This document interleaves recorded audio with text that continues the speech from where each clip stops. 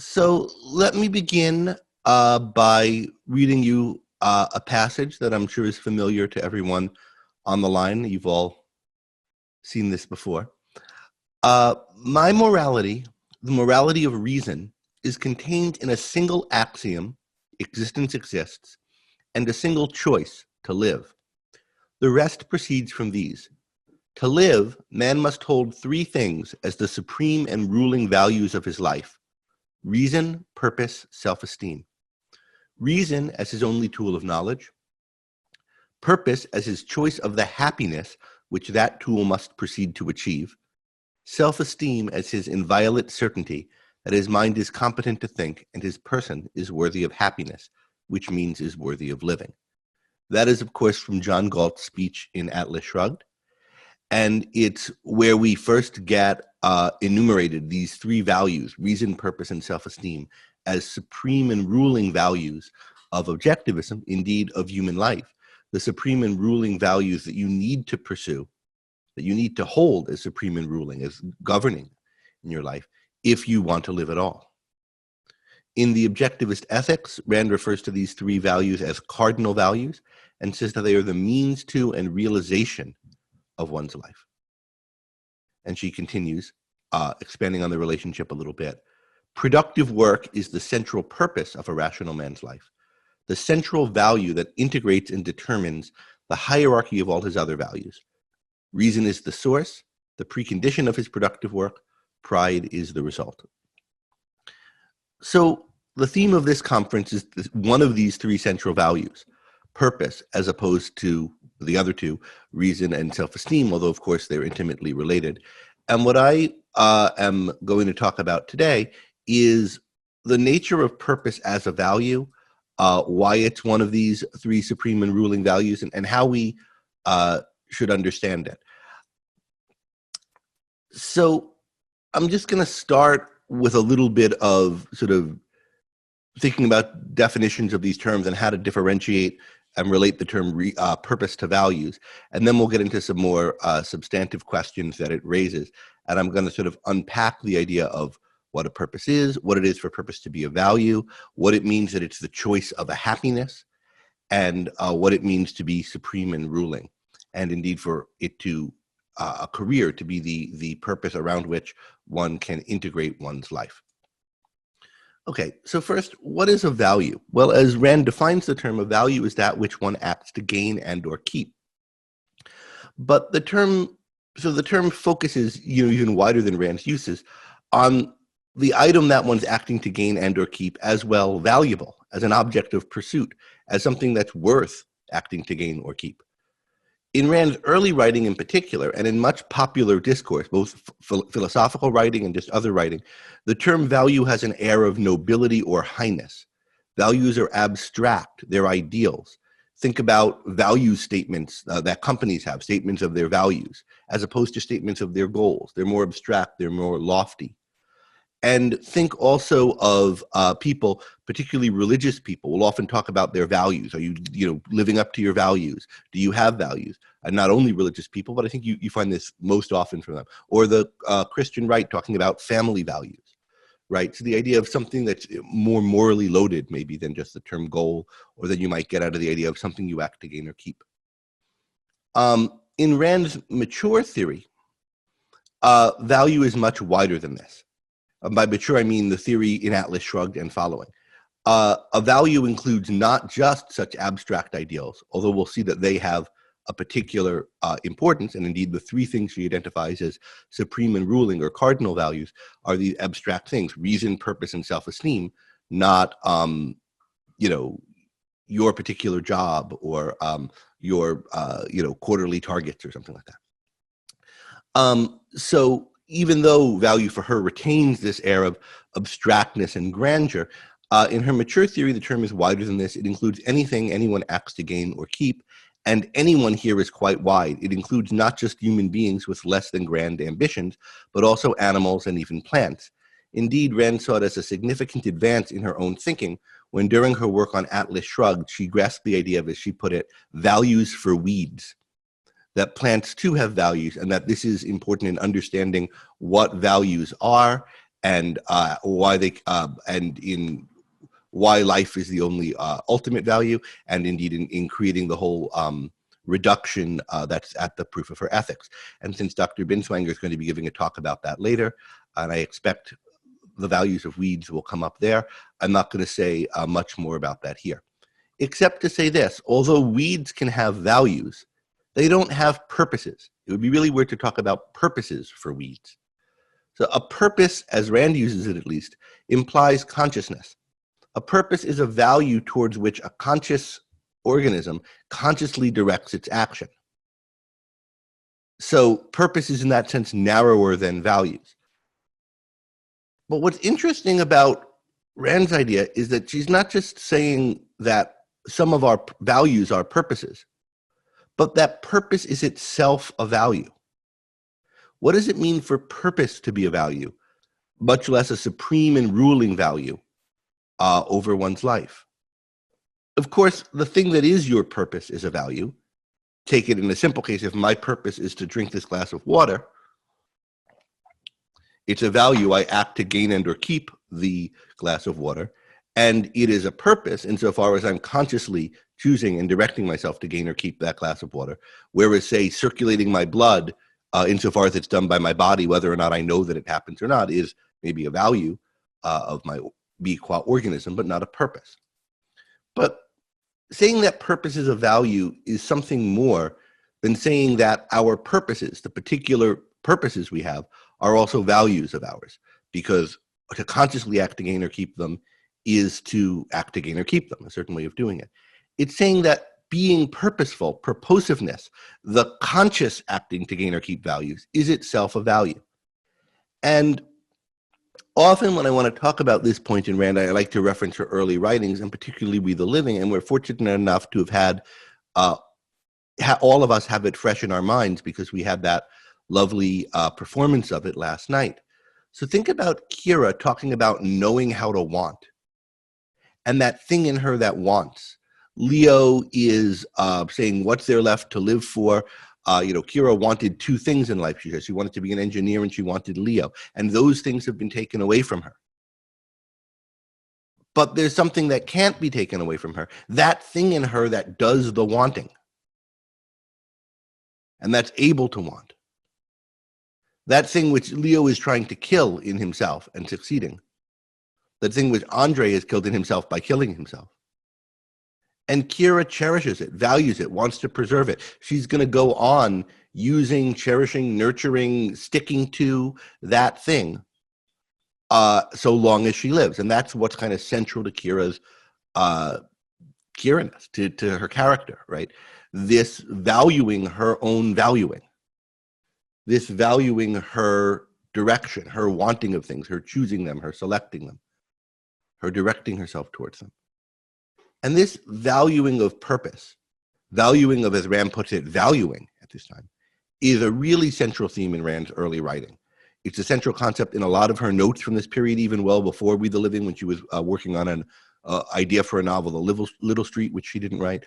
It's central in We the Living, the whole contrast between people who live and people who merely exist, which, by the way, is a contrast that's in other authors from the 19th and 20th century besides Rand, and there are interesting commonalities between them people can ask me about in the question period if they want. But this distinction, as Rand draws it, between living and merely existing, is that the people who live are valuing. Another way she puts it is they know how to want or value. They have that thing in them that Kira has and says the communists can't take away, although they can deprive it of the scope it needs to function. And Rourke, even in The Fountainhead, describes this valuing, this being able to say yes or no to things, as the soul's single basic function. So that is what it is, I think, to value purpose, to value that aspect of oneself that can consciously direct oneself towards values, and to value the values that one is consciously directing oneself towards, not just as ends, not just as the particular ends they are, but as ones that are you're being directed to, sorry, that you're directing yourself to consciously and by choice. So to value your values qua conscious ends, not just as they are in their own right. So that's what purpose is as a value. What does it mean for purpose to be a choice of happiness? The choice of the happiness that your reason will proceed to achieve. Well, a first point on this, I don't think this is meant to be anything like a definition of purpose, right? I think we've given a definition of it before. It's a value that you're consciously directing yourself towards. Just like when Rand says reason is man's tool of survival, that's not a definition of reason. She has a separate definition to the faculty that identifies and integrates the material provided by man's senses, right? But what she's saying when she says reason is man's tool of survival is she's spelling out, or abbreviating, I guess, summarizing reason's role in human life, reason's role in the life that is our ultimate value. And when she says that purpose is the choice of the happiness that tool, that is reason, must proceed to attain, she's not telling us what purpose is, but what its role is in human life. But I want to think a little bit about this formulation and drill into it further. What does it mean for a purpose to be a choice of a happiness? So first, purpose is chosen rather than discovered or given. Think of all the people who are looking for their purpose as though it's something to be discovered. Think of the Christians who talk about a purpose-driven life, and they think purpose sort of just comes over you. It's from God. It's something assigned to you. You have to find your purpose. What am I here for? Think of all the people who are looking for that and expecting it to be given to them. Gail Wynand expresses a lot of contempt for this kind of person in The Fountainhead. It's supposed to, for Rand, come from you. And this idea of our purposes as coming from us rather than being assigned to us, our highest values, highest concrete values, coming from us rather than being assigned to us, is a real theme in Ayn Rand's thinking. If you think about shifting over to aesthetics for a moment, Rand's love of romanticism and her commitment to it as a genre of art or a school of art, right? She says that romanticism is the school of art that recognizes and emphasizes the faculty of volition. It's a school of art that presents people as making choices and as their lives is directed by choice. But she distinguishes within romantic literature, and she talks about romantic literature, romanticism as a school of literature rather than of art generally. She distinguishes within romantic literature between higher and lesser grades of romanticist. And what they're distinguished by is how deep the choice goes. So are certain values just taken for granted as these are the person's values, these are a person's values, these are the good things, and the person has choices over whether to pursue them or not when the going gets tough, if he's put in a conflict. Well, that's romanticism, she thinks, or it can be, if it's done right and really emphasizes the choice.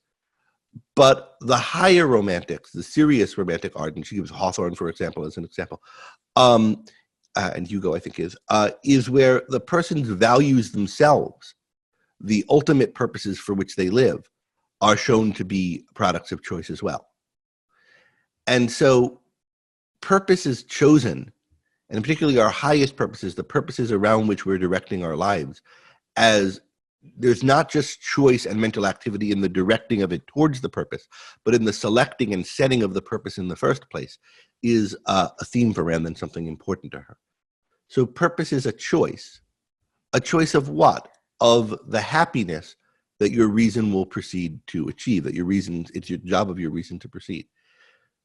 Now, I think you can take this idea, purpose is the choice of happiness, in a couple of ways. There's choosing happiness versus not, versus dedicating your life to something other than happiness, to sacrifice of something or other, or to some ideal that's, somehow not based on your own happiness, or just defaulting and sacrificing, or just defaulting and drifting. So you're not going for happiness because you're not going for something else. The kind of symbol of this in Rand's literature is some of these very passive characters. If you think of the characters who live in Starnesville, for example, who can't be bothered to try to improve their lives, they're not choosing happiness. Or to take a lower art example from a movie I've actually not seen, there's a scene in the sitcom Seinfeld where Jerry's girlfriend, I think it's Jerry's girlfriend, writes him this impassioned kind of, but also somewhat nasty breakup letter, and she ends up quoting in it, as though it's about him, a line from some movie with James Caan in it, and the line is that it's by a lover to someone they're leaving, and it says, you know, you don't make the slightest effort to opt for happiness. Not a certain happiness or a certain kind of thing, but you're not interested. You're not willing to lift a finger to make yourself happy. If you were, you'd have worked on our relationship, I assume, is the implication. And yeah, there is that distinction between people who are choosing and committing to and going after their happiness versus the ones who don't. They're anti-effort. And so part of purpose is choosing your happiness. That is part of the right role for a purpose in life, is it's your choice of happiness as your purpose, as opposed to not having a purpose, and as opposed to having the purpose be something other than happiness. But I think the idea that purpose is the choice of the happiness that your reason will proceed to achieve suggests that it's a choice of a happiness, your particular happiness, which is selected in its content by you. You choose what your happiness is going to be from many different potential kinds of lives that could be happy in different ways. Purpose, as I understand it in Objectivism, involves choosing the specific values that are going to make up your life. And the specific values have to be integrated into a whole, into a life, into a happiness. I want to say more about this and more about how that integration occurs, in particular, the central role of productive career in it. But I want to bring one other element on stage, on screen, to our attention prior to doing that, so that we can have it to integrate into this discussion. It's the happiness that your reason will proceed to achieve. And I think it's a really important element of Rand's view of values and her view of purpose, that our purposes are achievable, and they're not genuine purposes and not genuine values if they are not achievable. If there are no steps that you can take towards something, that thing is not really a value for you. And if you're not, and it can't be a value for you. If there are steps you can take, but you're not taking them, then you don't really value the thing, though you might say you do. Values are about action. Purpose is about deliberately directing yourself in action towards value, things that you've chosen. And this, again, is a theme throughout a lot of Rand's fiction. In her early fiction, where she's in her early notes and in some of the stories in like Ideal, for example, that were published in the early Ayn Rand, right? There's this really fascination with and horror at the fact that many people have values that they profess, but they don't do anything about them. They're not real values. The people are hypocrites. They say these lofty things, but they don't want them in their lives. They don't want it real. And we get this theme running throughout Rand's fiction. It's a particular something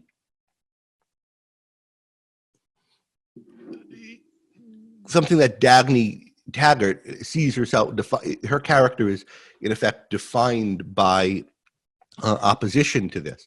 At one point, she is taking off in an airplane, right, very late in the novel, not very late, the end of part 2, when she's chasing after Quentin Daniels, and she thinks with him the last hope of her world is about to disappear.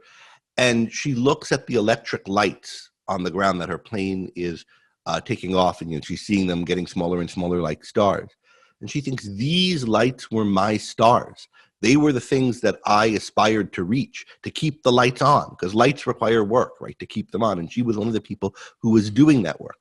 And she contrasts that to other people's view of the stars and what they claim to get out of the stars, which she describes as they're the tinsel of futility, safely distant and demanding no action from them. And that idea of tinsel of futility, something that's claimed to be a value, and it's this shimmering thing, but you don't do anything about it, and you don't think you can do anything about it. And it's safe to profess it as a value, safe from demanding anything of you, because there's nothing you can do about it. That is the kind of contrast to the objectivist view of values, right? Values as things that you can achieve. And What are some of these tinsel of futility values? Well, a lot of people who talk about being purposeful from a religious angle talk about glorifying God as their value. What does God need this glory? What can you do to glorify him? It's not clear. They say it's the purpose of their life, but when you ask people, well, what are you doing about it, and why? How does your action accomplish this? There's usually very little to say. I think this is a bit more technical, but the Stoic view of virtue, I think, amounts to this. But also the idea that what you're living for is to change the world or fix the culture. If you're not actually doing anything about that, if you don't think it's possible for you to change the world or fix the culture, and you don't think about a causal pathway between what you're doing and changing the world and fixing the culture, then it's not really a value to you. And if people want to talk about, here's another question I'll plant for the question period, what does it look like to hold something like changing the world or fixing the culture, or in general accomplishing things in politics as a real value, as a real purpose, as opposed to as a tinsel of futility?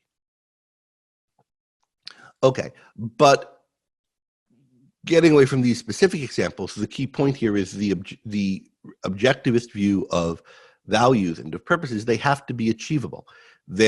So your purpose is chosen a happiness that you can achieve, and so that you're directing yourself to achieve in action. And then how does this work? How does it become a central purpose of your life that your life is integrated around? So that your life is a process of acting for your values. Well, here is the role of productiveness as a virtue, and specifically productive work as the central purpose and integrating factor in a life. Productiveness, if you look at the way Galt describes it in his speech in Atlas Shrugged, right, is each virtue is a recognition of a fact. And productiveness is the recognition of the fact that you choose to live. And it's your acceptance of morality. It's your acceptance of the work of living. Life is a process. It's something you do. And you do it by creating things, by changing the world, by shaping the world in the image of your values, by making your values real. That's what a life consists in. That's the work, the process, the activity of living. And therefore, doing that, making things as you want them to be, shaping the world in the image of your values, is what a life is about. And so some kind of productive work, a career of doing that, is, Rand thinks, the central purpose of a life. And so there are many purposes, and being purposeful involves having purpose in a lot of different areas. But being purposeful in your life as a whole involves having a central purpose that integrates the life, and it has to be productive work, a productive career. Why, and how does this work? Well, first, let me read you a quote from Ayn Rand's Playboy interview that I think concretizes a little bit of her view on this, and then I'll make a few comments on it. Quoting now, "A central purpose serves to integrate all the other concerns of a man's life. It establishes the hierarchy, the relative importance of his values. It saves him from pointless inner conflicts. It permits him to enjoy life on a wide scale and to carry that enjoyment into any area open to his mind. Whereas a man without a purpose is lost in chaos. He does not know what his values are. He does not know how to judge. He cannot tell what is or is not important to him, and therefore he drifts helplessly at the mercy of any chance stimulant or any whim of any moment. He can enjoy nothing. He spends his life searching for some value which he will never find." That's the looking for my purpose, right? Rather than creating it. But so there's the idea of integrating all of your concerns into a hierarchy of values where some are more important than others. This saves you from conflicts. It makes an enjoyment of your life possible that wouldn't otherwise be possible, and lets you carry that enjoyment into every sphere of your life. How does it do it, and why is productive work the only thing that can serve as a central purpose and enable you to do this? Well, one way to think of it is think of life as activity. Think of the things you do in your life. And then think of those activities as having outputs and inputs. There are things you need in order to perform them. And there are things that they create that might serve other needs. So, for example, if you enjoy playing guitar, as I do, you need to have a guitar to play. And you need all kinds of ancillary things, strings, picks, etc., skills that you develop and so forth. Now, the activity of playing the guitar helps you develop some of the skills you need to do it. So one of the outputs of the activity is one of the inputs back into it. But in my case, at least, it doesn't produce money that I would need to get the guitars and picks and strings and so forth, right? It could if I made a career of the guitar. But if what you're doing is productive work, if it's a career, right, its outputs include the money or in some other form, the values that finance, fund, make possible all of your other values. And any activity that's not like that is in effect a consumer of other parts of your life primarily. You're doing other things and it's being made possible. This is a hobby basically, or a relationship, are consumption parts of life. They're made possible by the activities that are the other part of life. But a life in which the central thing is consuming values that are created by other activities that aren't central to the life will be a life that is topsy-turvy, that doesn't hold together, that's always in quest of and in need of things that are coming in from the corners of it. It's going to be a life where you're in conflict, where most of the time, most of what you're doing most of your time and what you're regarding as most important and central to you is taking up resources rather than creating them. And then you have to scramble on the periphery to establish or get those resources. Whereas a life that's about production is a life in which the central thing you're doing is making that is the main activity in the life that makes itself possible and that makes all the other values possible. And in that context, all your values can harmonize into a whole. And you can see the whole thing as a system that's supporting and sustaining itself with each element in it given its place relative to the contribution it makes to the whole. And therefore, you're saved from, to quote, pointless inner conflicts. And you're able to enjoy your life on a wide scale and to carry that enjoyment into any area. There's a kind of confidence that you have about what you're doing with your life, why you're making the choices that you are, and how it hangs together. And that's why having a career enables you to be purposeful, to give your life an overall direction, and to integrate it and form a hierarchy of values. Okay. Let's see where I am with respect to time. Okay. So that's what it is to be purposeful. And valuing purpose then means valuing the directedness of your life. It means wanting your life to be an organized, purposeful, consistent whole, as opposed to a meandering mess. I just want to say a little bit about practical implications, I mean direct practical day-to-day implications of this for how you organize your life and use your time. Does it mean being super organized, scheduled, time blocked, non-spontaneous? Well, it could. And there's I'm just remembering off the top of my head, a case in which someone, I think in a letter, talks about, making reason guide your whole life takes all the juice out of life. And Rand responded, well, the only kind of juice that comes that way is blood that comes from irrational indulgence. So if by spontaneous you mean, irrational, then yeah, it does. But if you mean you have everything you're going to do with every hour super scheduled in a notebook, it doesn't necessarily mean that, being purposeful. Right?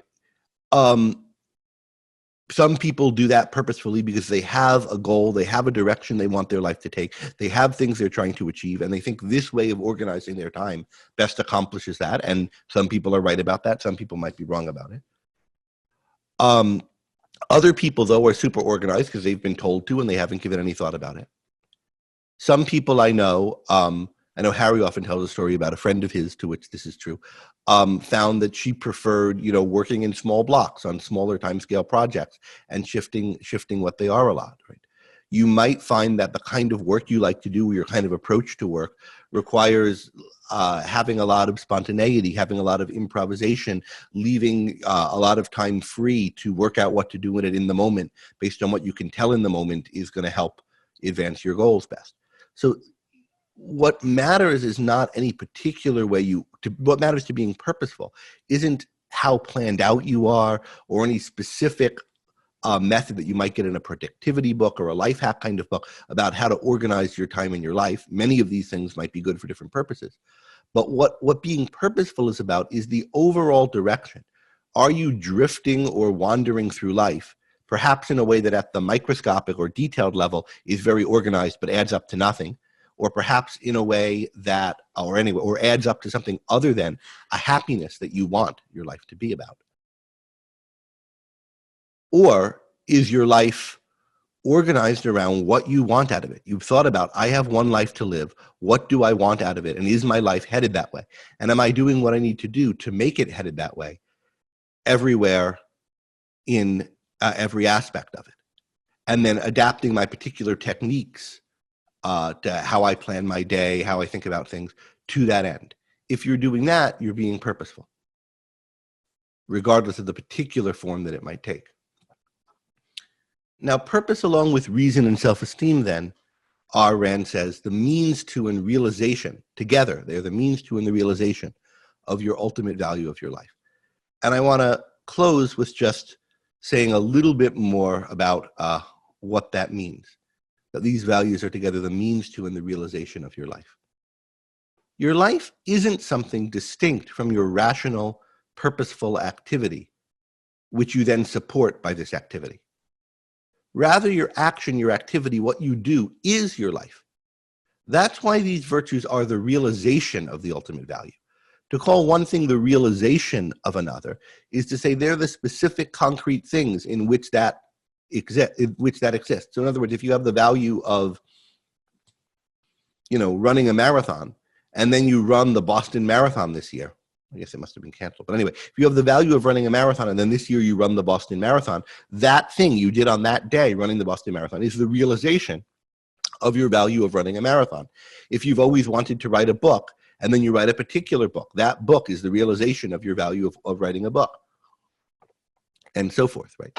And these virtues are the realization of the more abstract value of your life. A life is a process of self-sustaining and self-generated action. And then the specific values that constitute a life, both these abstract ones, one level of abstraction down from life, are the realization of that life. And likewise with the specific values that will be your reasoning on particular occasions and the state into which you've gotten your own mind, the concrete of your own mind, which is a value to you, and likewise your own concrete purpose and purposiveness. But these things are the realization of the ultimate value by being a means to that value. Since life is a process of sustaining itself, and this is something I expect Harry will talk more about in his talk, the idea of values as involving a circle. There's action to achieve a value, which then makes possible further action of that same sort and enables you to continue existing as a creature that acts that way.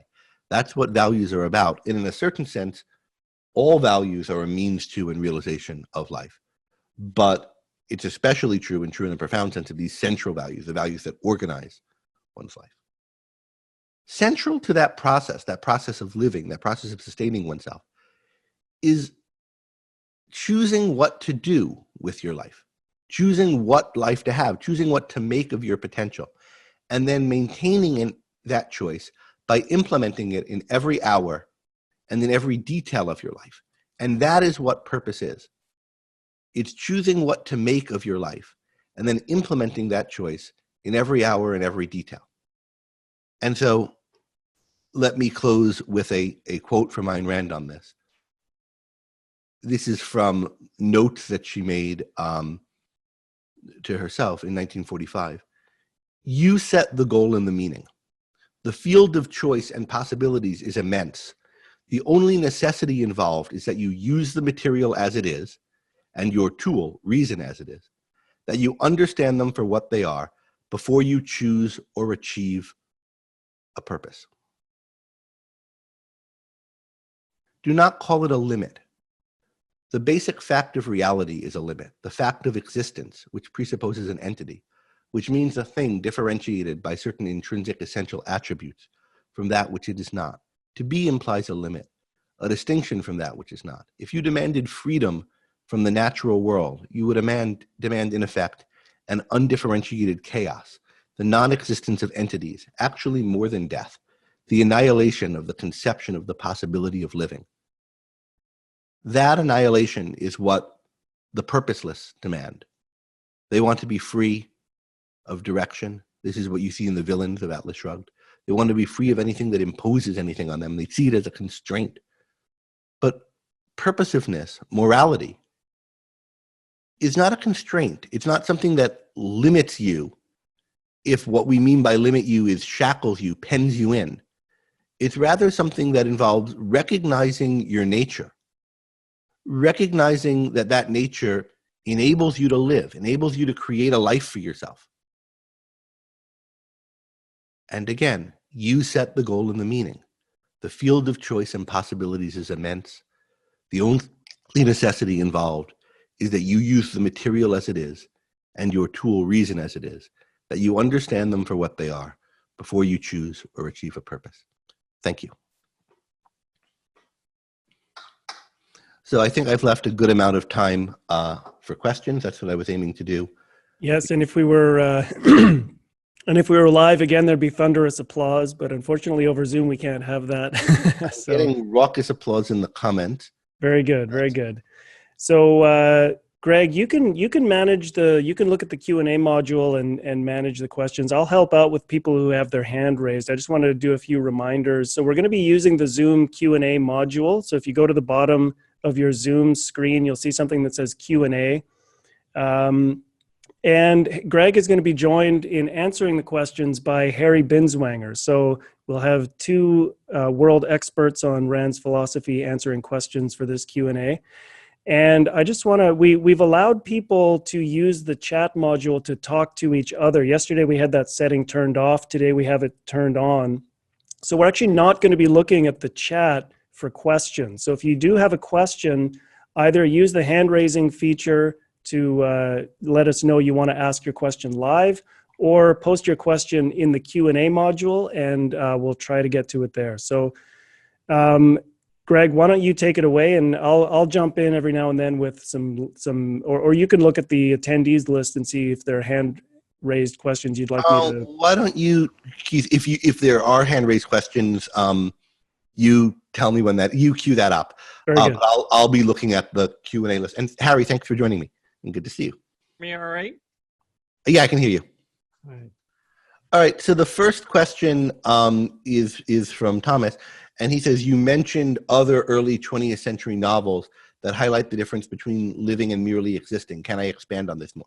Sure. I'll just give you some quotes. So it's not just early 20th, but you see it in the 19th century and in the 20th century. So I'll tell you two 19th century places you can find it and one 20th century place that's particularly interesting to me, because I think you start to see a kind of something that was in the air intellectually already, and then you can see what Rand made of it. That's distinctive. So in Victor Hugo, in a book on Shakespeare, so this is 19th century, right? We have, quote, "It is by the real that we exist. It is by the ideal that we live. Now, do you wish to realize the difference? Animals exist. Man lives." That, this is from one of Ayn Rand's idols, right? We get this distinction between merely existing, some kind of bovine state, and then something grander that human beings are capable of. Then another 19th century source, and this one's really interesting for the history of thought, I think, Oscar Wilde, in extolling the individualism he thought would be possible only under socialism, in his essay, The Soul of Man Under Socialism, writes, to live is the rarest thing in the world. Most people exist, that is all. It is a question of whether we have ever seen the full expression of a personality except in the imaginative place of art. In action, we never have. So you have this idea of something grand that is really living, and yet it's contrasted with what most people do in the days and hours of their lives, which is merely existing in some kind of animal way.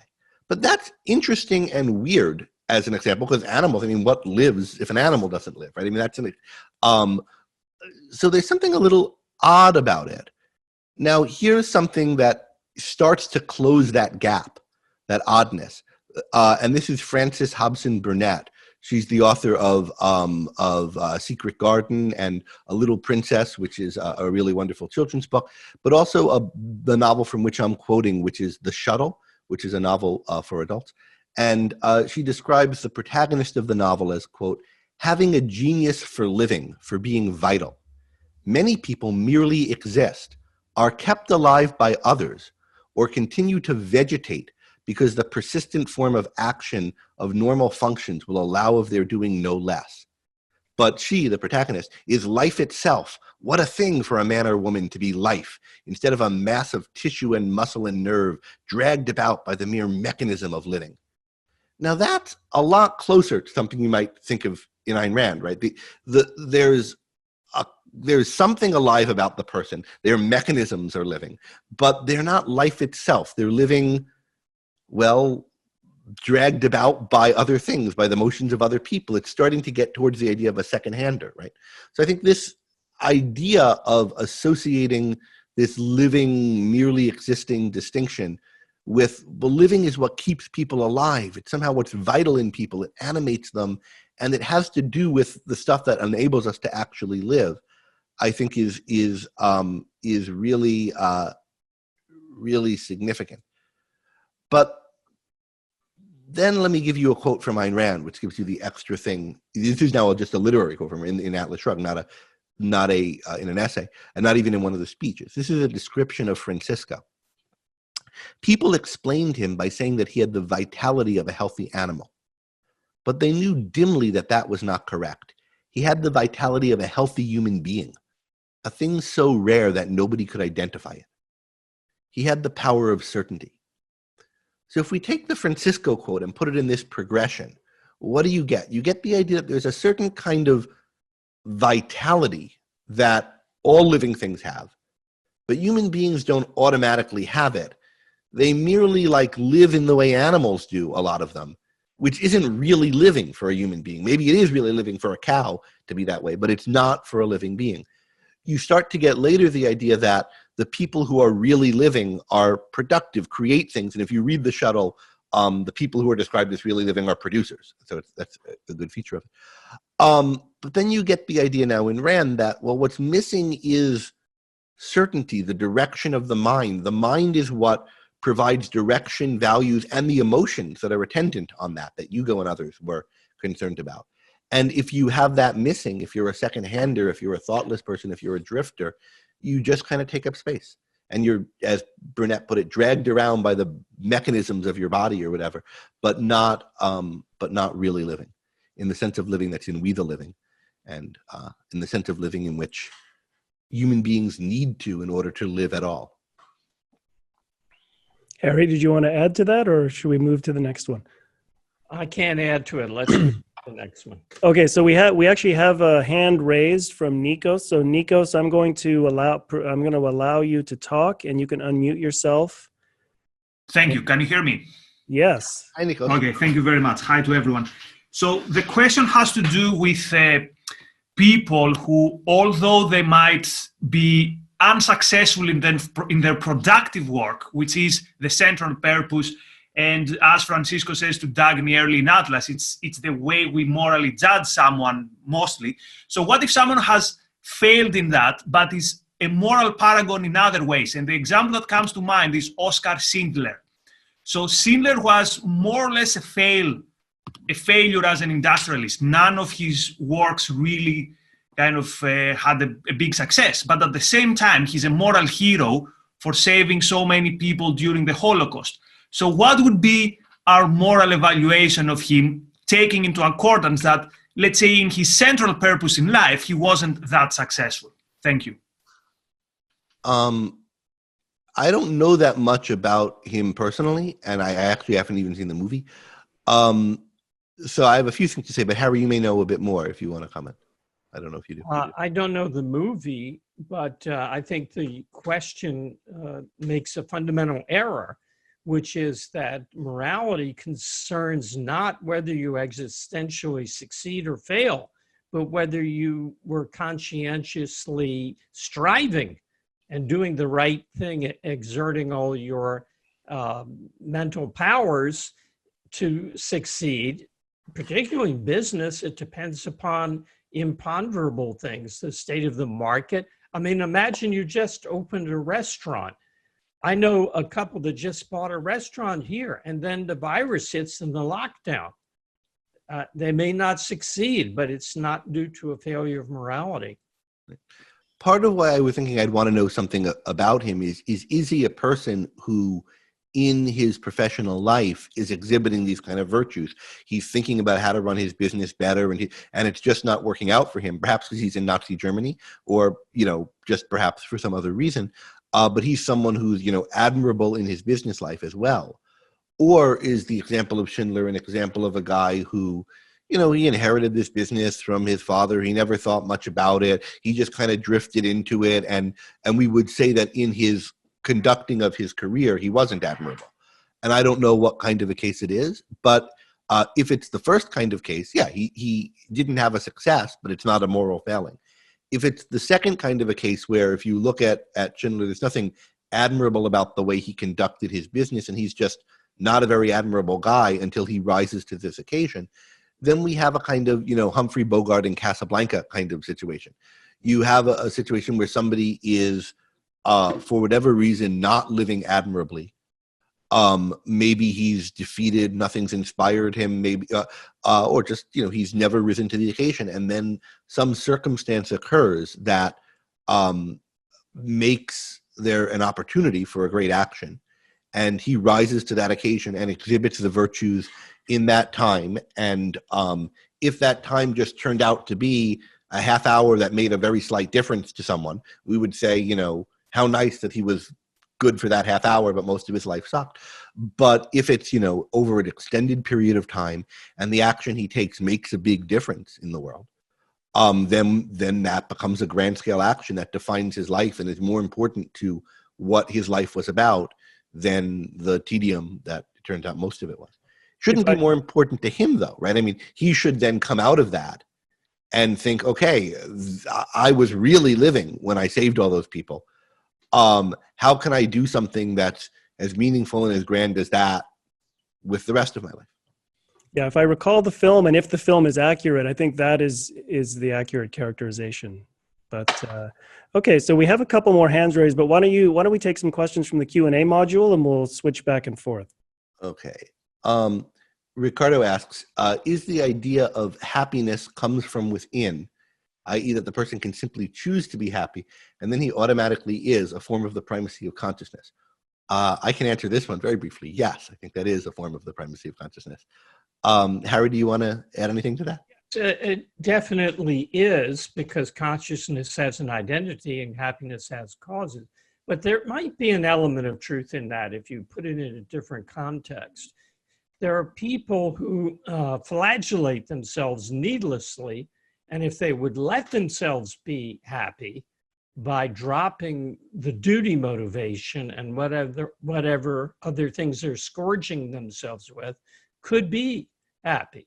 So in that sense, saying happiness comes from within might mean don't accept external definitions on what you have to be in order to be a good person. Yeah. But then when there is something that comes from the inside, right? And so one is casting off external constraints that are irrational or second-handed. And then another is, well, that's not enough because you could cast them off and then do nothing. It's then also develop a purpose. Come up, think about, what am I? I'm a human being. What skills do I have? What kind of world am I in? Not just metaphysically, what kind of world is it, but here I am in a country beset by a pandemic, and here's what, and like, where am I situated in the world, and what can I do with that? And there's all that work that comes in some sense from within, but it's a within that's looking to without, that's looking to what world you're in, what nature is, what the facts are. And then that tries to do something about it, to create what you want out of your life. So there's a within component, but it's a within that's focused on reality and that's ready to act in it. And it's only by then doing the action in it that you're going to achieve happiness. Okay, we'd like to prioritize people who want to speak live because it makes it a little more engaging and dynamic. So I'm going to go to the next person with their hand raised, which is Yuri. Yuri, I'm going to allow you to talk and you can unmute yourself and go ahead and ask your question. Hi, everyone. Greg, can I be heard? Yes. Hi, Yuri. Hi. On the, if I understood you correctly, choosing happiness, I understood that as sort of first choice. When you're choosing your purpose, you first have to choose, you want to be happy, and then you're trying to figure out what are the major fundamental values that will make you happy. My question is, if you make a mistake in these values, I mean, you first choose, let's say, correctly, morally, yes, I want to be happy. Then you make a mistake in those values. You choose something that you more or less are told by the culture. This is good. This is good, and you sort of think that you can be good at it. And what drives you is I want to be good. So I hope to be happy. So what is the difference between this person or this kind of people and the people who the very first choice, which is, am I striving to be happy at all? Like if I get correctly, Mother Teresa's sort of choice, maybe her choice was not at all, I want to be happy. Maybe her choice was, well, I just want to, serve others. I believe this is my mission and whatever. I don't care if I'm going to be happy at all. I'm just going to do this because I think this is what I'm supposed to do. So I think there is a big moral difference between these people. Could you elaborate on that? Yeah, I think that's right. So I think there's a distinction between choosing. There are two components to the idea of choosing a purpose as your choice of the happiness that your reason is going to proceed to achieve. Two components to that idea. One is that you're choosing happiness as your purpose. You're centering your life around, or actually three components. One, that you're choosing, you're having a purpose at all as opposed to drifting.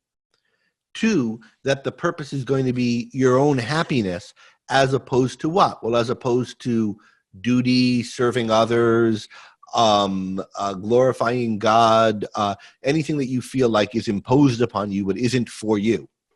And Mother Teresa would be an example of someone who I think very explicitly made that kind of a choice. That is not to be happy, but to sacrifice her happiness to something else. And then third component of it, and these aren't like in, literal temporal order how they occur. The third component of it is you're choosing a specific happiness for yourself, a specific constellation of values that you want to achieve. A particular life that you want, the life of Howard Rourke architect or Yuri, whatever. I don't know what what you do, Yuri, but or those of us who chose to be philosophers, and then specific kinds of philosophers, right, working in a particular way on particular problems. And one kind of thing I often will talk to students about, when they're talking about their decisions, is this a life you want to live? Like, somebody was contemplating topics for dissertations. Like, is the life you want to live one in which you spend 3 years on this topic, and this is what you're an expert in, and then you go on projects? Or do you think that's not a life worth living, or not a life for me worth living, right? And so it's that question of choosing your own happiness. So I was focused more on the specificity of it. But yeah, the alternative isn't just you get it wrong, but you don't choose to be happy at all, you choose something else. Now, you gave the example of I choose to be good and hope to be happy. That's basically what Kant recommends, right? We can tell by pure reason, he thinks, what our duty is. We know what we should do. We know that we must make that choice to be good. You could think instead of reason, you get it from your mother, which is probably where he got it anyway.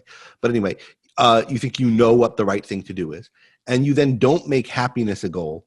You hope that there's, some God or force of justice in the universe which will arrange things such that you'll be happy if you do the right thing. And then you don't have to think too much about what would make you happy. You just hope that it'll come about. And I think a lot of people do live that way. I think, in effect, the message of the Bible, at least of the New Testament, is that you should live that way. Take no thought for your life, for the morrow, for any of the actual things that would make you happy. It's not you that causes it anyway. Just, love God, do what he says, and then he'll take care of everything else, and you'll, be fine. I'd like That's to no way to live. Go ahead, Harry. One doesn't primarily, at the start, as the question suggested, begin with, do I want to be happy or not? One begins with an outward focus on what is there that the world has to offer me. And the quest for happiness, the seeking of happiness, is like a later, higher order consideration that comes into play after you have engaged with the world and found values. And I reference Ayn Rand's biographical interviews, where she says, quote, "My whole development was from the idea of things which are interesting, with no particular definition, and that's at the age of 6 or 7. I was very discriminating about what is interesting and what is routine." It's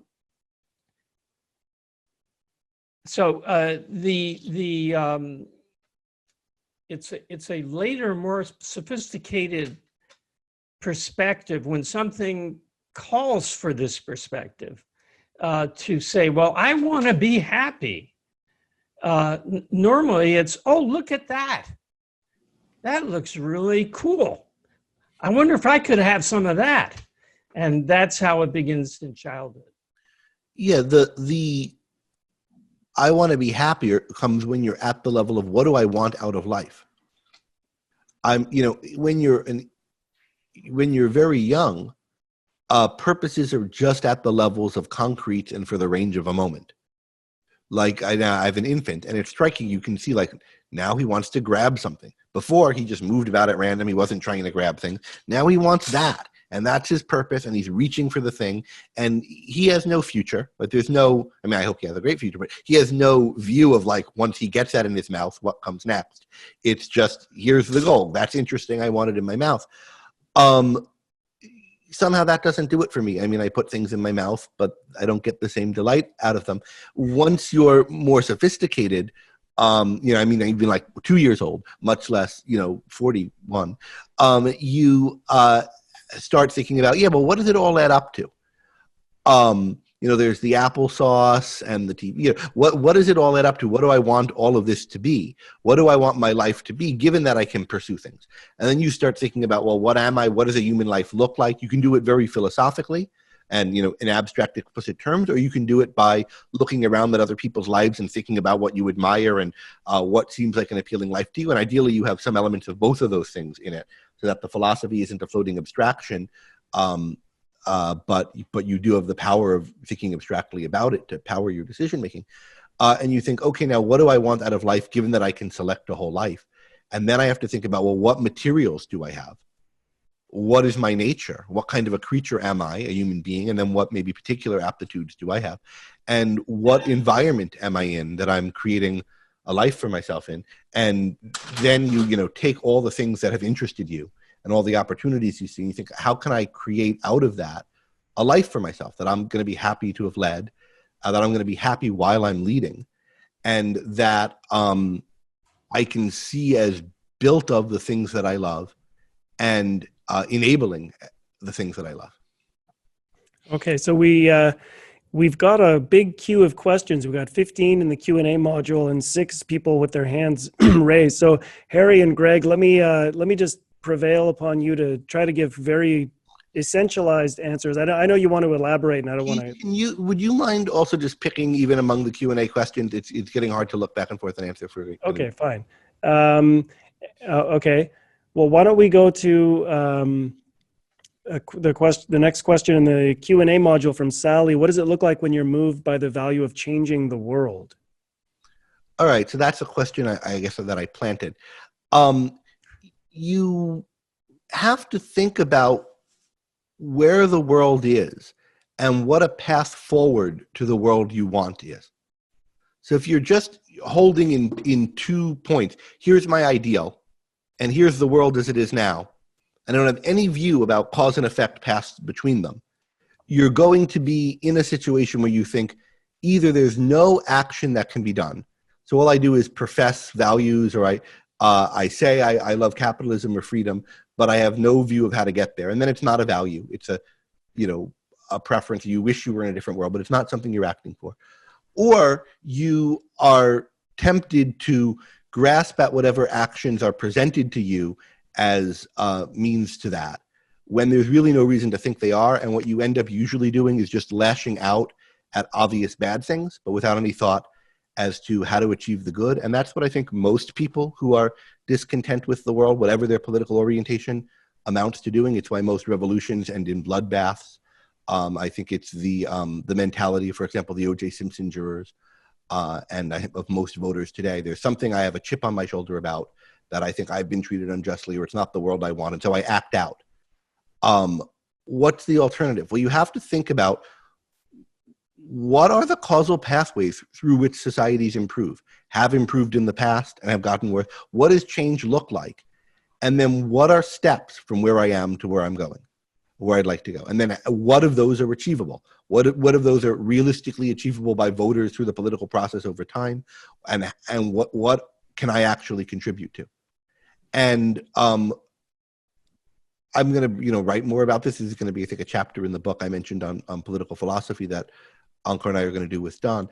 But if you look at, for examples of it, look at Ayn Rand's writing on particular issues. Look at her paper, Choose Your Issues, in the first issue of the Objectivist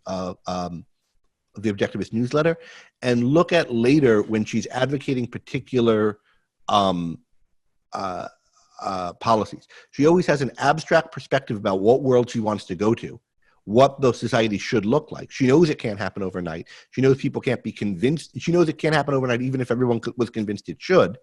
And then she knows people can't be convinced that it should overnight. But she very often offers specific policy proposals. We should fight for tax credits in education. We should fight for a fairness doctrine in education. People could be rallied to that cause, and we can get that to happen. We could try to establish an ACLU for like organization for businessmen. She's giving concrete suggestions. In this election, we should vote for this guy, not that guy, and here's why, even though he's got a lot of problems. And you want to be thinking about, what are those steps and how do they relate to that whole? And I think she's a great example of someone who's done it. I think Uran is really a fantastic example of someone who thinks this way about politics. And so I can't recommend his show highly enough on these issues. Like his writing on speaking on immigration, I think, is a model of this. We should have this kind of immigration policy. Here's what we could do tomorrow. Laws that we could pass that wouldn't be all the way there, but would be a step. So like, you can come in if you have a job. I think that danger in setting as your goal to change the world, I wouldn't say it's inherently necessarily wrong, but it should be something like this. I love arguing about politics with people. I love persuading people. I'm good at it. And I talk to people about capitalism, and I offer a perspective that does not turn them off and is not compromising, and they come away with an appreciation for my point. I like this. This is what I want to do with my time. I want to get across the ideas of individual rights and capitalism, rather than a global, I want to change the world, I want to save the culture, and so forth. So yeah. I think as a reformed crusader in that regard, because I originally wanted to change the world, and I learned that I had to focus more on my own values and hope the world could appreciate them. So in a way, Harry, you and I are coming at this from different personal directions, because when I was getting into philosophy, I wasn't interested in changing the world. I mean, I thought it would be good if it changed, but and I'd like to help if there are ways I could. But I love teaching. I love working out these kinds of issues. I love explaining them to people. And it'll be nice if other people can use this stuff to change the world, but making political change wasn't part of my personal goal. I'm now thinking more about how to do it and in what ways to advocate to try to make that happen. But yeah, I think the overall context in setting a personal purpose for yourself, it can't be change the world. It's got to be, what do I want to do? And then changing the world is one of the projects that can be part of it, but in a particular way. And you have to love the activity you're doing. Yeah. But insofar as it is a valid purpose, for example, for ARI, it's part of its mission statement, and for some of us in our careers to try to change the culture, then you have to think about what would it be to be purposeful about that instead of, just saying that you're doing that. And you have to have ideas of intermediate steps and what the causal pathway is. Okay, let's go to another hand-raised question. Pooja, I'm going to allow you to talk so you can unmute and turn on your... Can I be heard? Yes, go ahead. Greg, I really enjoyed your term consumer-only values, values that support other values and that are not an end in themselves. So my question is, can you add more clarity on how values that are end in themselves is different from the central values, like the central purpose? Are they the same or they're different? Well, what I meant by a consumer value was like a hobby, or that is a value that doesn't produce other values. It maybe gives you spiritual reward and spiritual fuel, and it's a good thing to have in life, but it's not, if you measure its inputs and its outputs to the rest of your life, the input list is bigger and more obvious than the output list. Whereas a value that's going to be, should be more central to your life, I think has the opposite profile. It's powering and enabling on a grand scale your other values, and in particular, enabling them financially. That's the distinction as I draw it, and it's a kind of inversion of something in Aristotle. So Aristotle thinks of the best things are useless. If something's useful, part of what's good about it is the thing beyond itself that it contributes to. The best thing is going to be everything contributes to it, and it doesn't do anything. And that's true in a way if you think of your life as a whole, I guess. But even there, your life as a whole is a process of creating more of itself, right? Or sustaining more of itself. So there is no value that's an intrinsic value in this sense that comes out of Aristotle and Plato and the whole ethics tradition, where everything's for this and this, it's just a consumer. All of our values should have outputs for the other values, except for our life, which is the whole that subsumes them all. But it does have an output, and its output is more of itself. So all values should be like that. But for your whole life to be like that, and for all of your values to be like that, your life needs to be centered around an activity which creates and powers all or most of the rest. And that's what productive work is. It's an activity that creates or enables all of your other values. Because hopefully what you're actually doing in your productive work is producing something you value. It's not really productive creative work if you're not. Right. So in the case of Rourke, he loves buildings, and that's what his work is. In my case, I love philosophy, and I love teaching and explaining and clarifying ideas. And that's what my work is. If you love programs and code that works really well, and that's what your work is, you're creating your values in your work. But then also you're making the money through your work that you can use to support your other values and to support yourself in the sense of, how you eat and pay your rent and so forth. There's a question in the Q&A module that I think is relevant to what you were just talking about, and also to the question about changing the world. It's a question from Debbie, who asks, we talk about defending our values. Can you say more about what that means and what kinds of actions would be an example of that? Yeah, so take We the Living, right? We have Kira, whose her ability to value and all of her values are attacked by the USSR, right? And she's trying to get out. She would try to destroy it if she could. She doesn't have a plan to do that. But once she gets out, she would do what Ayn Rand did when she got out, which is tell people about it, right? In particular cases, if people are being unjust to you, they're demanding that you sacrifice, right? There's, or just they're being unfair to you, right? There's an issue of how do you separate yourself from them? How do you protect your values from them rather than just letting them be put upon? And there are different ways to do that, and which ways are appropriate depends on the context. Ankar was going to give a talk when we were having full in-person OCON on justice, where I think we would have heard a lot about that. I don't know how much I want to say now about different particular examples of it. I think Tara's treatment of justice and what justice demands, Tara Smith, in Ayn Rand's Normative Ethics is really good about this. And I think the most important two parts of defending values that are under attack is withdrawing your sanction from attacks on them. And that's really a theme of Atlas Shrugged. And then something that it's important to do for positive values, whether or not they're under attack, after that is the most important thing, which is stand up for them and promote them. So for example, a little earlier, I talked about how good Iran's show is as an example of what it's like to think purposefully about political issues and other issues and to apply objectivism. And I think it really is a great show, and I support it, and I contribute to it monthly and go on it whenever he asks. And I'm saying now how good a show it is, which I've done another condition.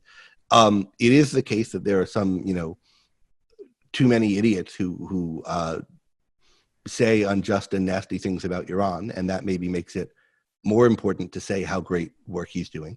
But even if there weren't those idiots, it's the reason to say how good the show is. It's a really good show. You guys should listen to it if you're not. I certainly do. And likewise for other good work. Okay, we're getting close to the end of our time here. There's a question in the Q&A module that was posted yesterday, and I made the promise that if you didn't get your question answered yesterday, there would be time today. And so I want to maybe we can make this the last one from Jennifer. Do you think it's required to concretize your purpose into a single statement in order to grasp it and hold it and retain it and act on it? No, but it can help. At different times, I've said what I want out of life to myself when making decisions. It wasn't always, can't be like 6 pages, but I don't know that it needs to be a sentence. A couple of sentences is often useful.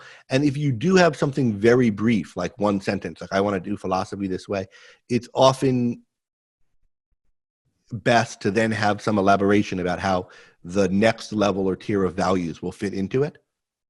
So I know at one point when I was making a job decision, I had like, what are the main things I want in my life and how do they fit together? And there was the statement of like what I want my career to be, but also like, I want to be with Karen. She's my wife, and we weren't living in the same place at that time. We weren't married yet, but we planned to be. And do I want to have a kid? Do I want to have what hobbies do I want? What kind of place do I want to live in? And then how does all of that fit with what I want my career to be? And that I think is a way to do it. So just one sentence. There's a kind of clarity that can bring, but there's also a danger of it becoming a floating abstraction or being disconnected from the other values. So I think it can be really valuable to have it, but then you want to have some follow-up bullet points about how other important things to you relate to that sentence. Yeah, I agree. There's no ritual or formula that you have to go through to be a purposeful person. But this sounds like a good thing to try from time to time, provided you both make an essentialized single sentence statement and the elaboration of at least bullet points underneath it that Greg talked about. I know Tal's suggested some methods and approaches like this in a talk he's given I saw it at one of the regional conferences, and it seemed to me like good advice and not something I've done in exactly the way he described doing it. You get a procedure, but a procedure that captures the essence of, something that there might be other procedures by which you could also do it. But I'll say, like, I found that what I really like in my career and what I think of as central to what I want to do as a philosopher is take the deepest and most complex kinds of issues and relate them to life in action. And I realized that, years ago, when I thought, like, what things am I really interested in? There's a kind of technical depth that really interested me in some philosophers of like, well, this is the really deep and complicated and hard to understand issues. But then a lot of the people who focus on those issues, even if they are right about them or have illuminating things to say about them, don't have that much to say about living and what to actually do with your days in life. And then there are other people who give you a lot of advice, but it doesn't go that deep. And so I wanted to try to bridge that gap and have both of those components in my work. And that's what I then think about in my career as, is this going to enable me to do that? And so that's, and then I think of a career as like, I want to do that through teaching and writing. Thanks for watching. To help keep content like this free, consider supporting ARI by becoming a member at aynrand.org/membership.